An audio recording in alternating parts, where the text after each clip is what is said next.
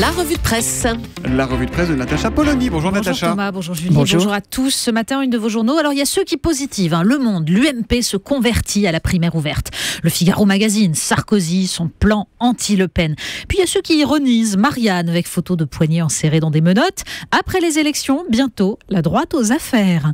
Et Le Parisien, photo de Marine Le Pen et de son père, visage aussi avenant qu'à l'habitude, la fracture. L'Opinion regarde de l'autre côté. Comment Hollande manipule les Verts. Et Le Figaro alerte sur les franchissements clandestins des frontières de l'Union européenne qui bondissent, dit-il, de 250% en un an.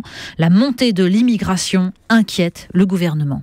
Et puis il y a Libération qui signe une double une. Alors un débat sur un des aspects de la loi santé, anorexie, la loi s'en mêle en un seul mot.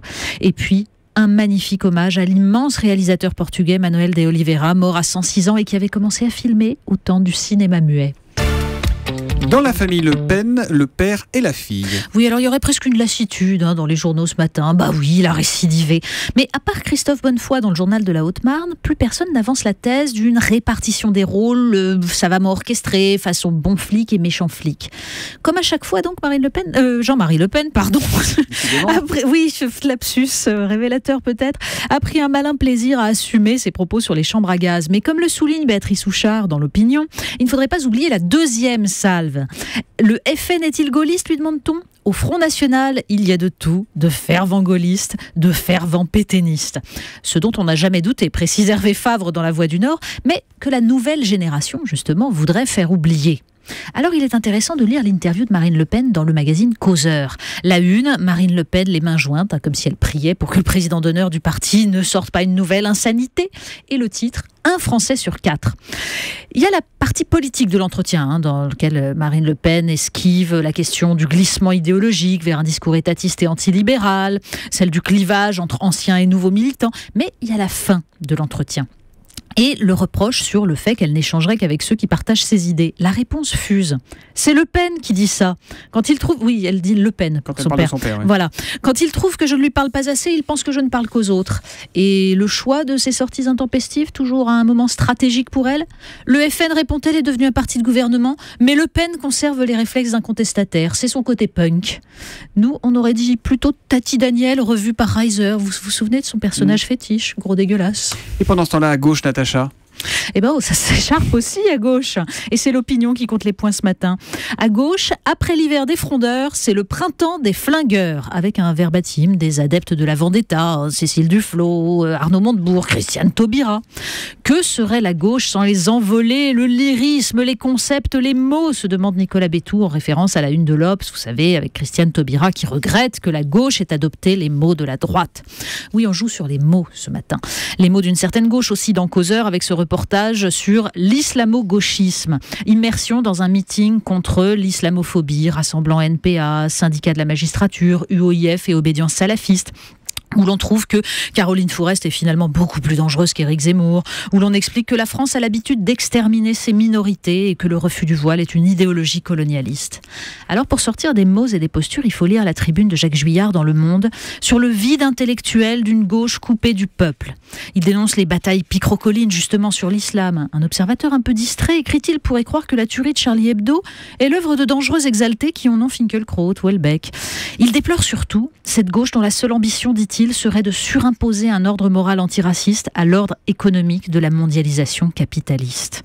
Et puis d'ailleurs, il y a la version plus fleurie de cette analyse, ça c'est dans Marianne sous la plume de Jean-François Kahn, ça s'intitule « Traîtres, cocus et masos, un drame bourgeois ».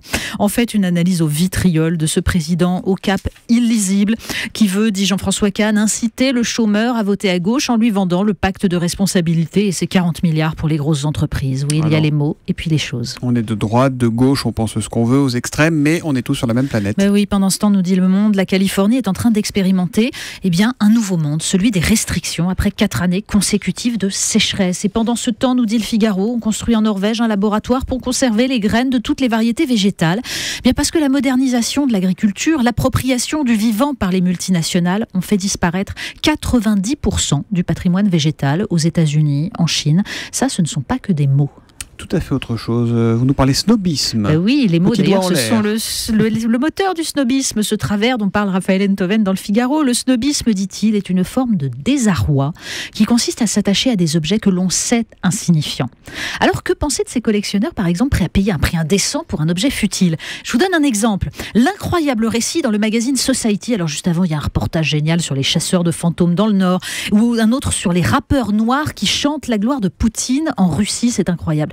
Mais là, ce reportage, c'est sur des gens qui, aux États-Unis, fouillent les anciennes mines pour retrouver non pas de l'or, mais des vestiges de la vie des pionniers, et en particulier des jeans. La plus grande trouvaille, un jeans Levi's de 1873 que même la marque n'a pas pu racheter et qu'un collectionneur a obtenu pour un prix resté secret. On termine avec le courrier des lecteurs. Mais oui, c'est un courrier de lecteur dans Marianne, ça s'intitule « Il faut sauver le matou Moumout ». Ah, qu'est-ce qu'il a, Moumout? Eh ben, Moumout, c'est le chat d'un vieux monsieur qui vient de perdre sa femme. Et le vieux monsieur est en maison de retraite, il n'y a donc pas d'héritier et il faut s'occuper des biens. Et puis de Moumout, donc. Et bien alors, finalement, c'est le notaire qui s'en charge. Et le notaire écrit à Marianne pour expliquer tout ça. Que, par exemple, il a appris que la SPA ne veut pas de Moumout parce qu'il est trop vieux, que selon le vétérinaire, on peut l'euthanasier pour 120 €. Alors évidemment, il n'en était pas question.